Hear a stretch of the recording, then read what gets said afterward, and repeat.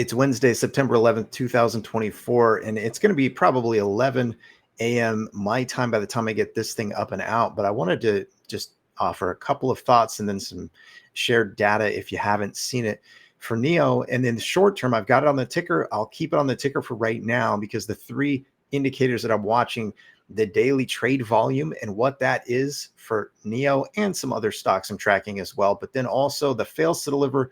We'll get more of that data soon, I hope. The most recent data we have is from August 13th.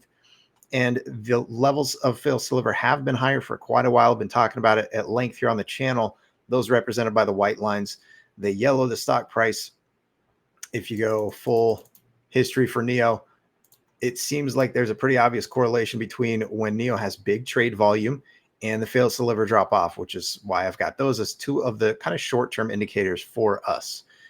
Then the sentiment, I'm still doing some research on that, popping up on different people's channels.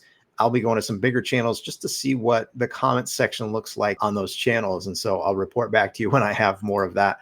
But on a day like today, where there's lower trade volume for NIO stock than what we've seen in the last few days since that earnings from Thursday that was before the market, that kind of everything seemed to pop off for NIO with big volume after that. And an apparent uptrend. We'll see if it continues. I kind of like that NIO is holding up well on a day where the market is kind of looking suspect or weak, but also NIO, the trade volume is down quite a bit from where it was in those last few days. So we'll keep an eye on that. But here's the data now. Let's talk about this because this is just August and this is just the battery electric vehicle brands. And you see NIO maintaining in the number 6 spot. They have been in the top 10 for most of, if not the whole year in this year of 2024. And Zeekr, I think, is the only other company that has sort of the higher end price range covered. And I'm thinking about the $40,000 price range roughly.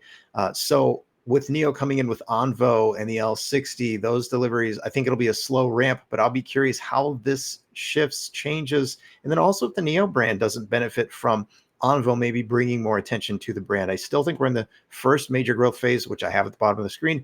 Market awareness or brand awareness. The company needs to be known before it can become a global giant. So how about August?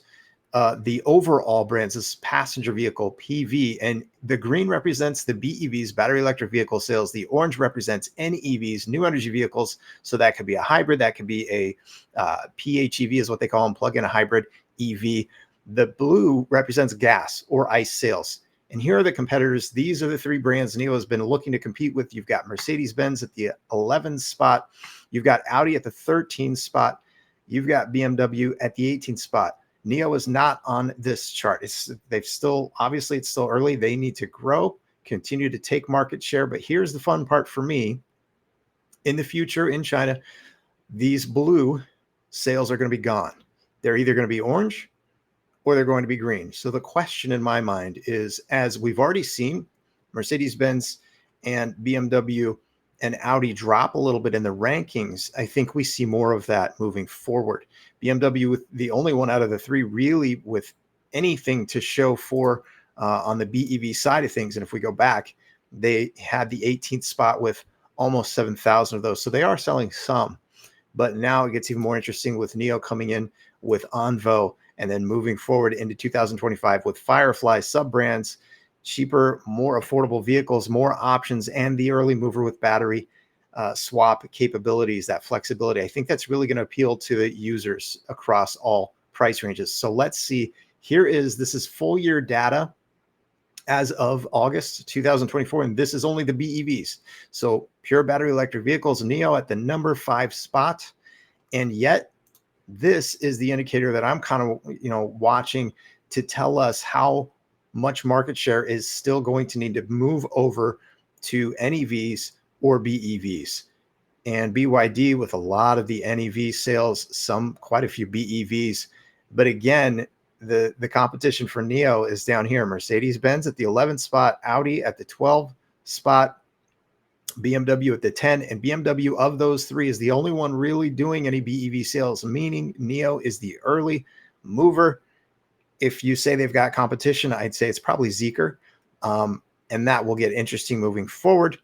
let's just see what happens. But I want to share a little of this data as it came out. I love the breakdowns and some of the shares from Thinker Car. So shout out. I appreciate their efforts. Have a great day. Drop it in the comments. What are your thoughts on any of this? The fails to deliver, do you think they matter? Do you think they make a difference? What do you think sentiment is for NIO? What are you seeing out there? I'm really curious about this because I still think it's really early for the company. I still think they're very innovative, disruptive, and not overall recognized.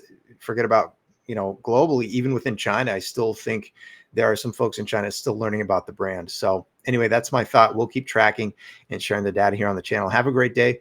I'll see y'all again very soon.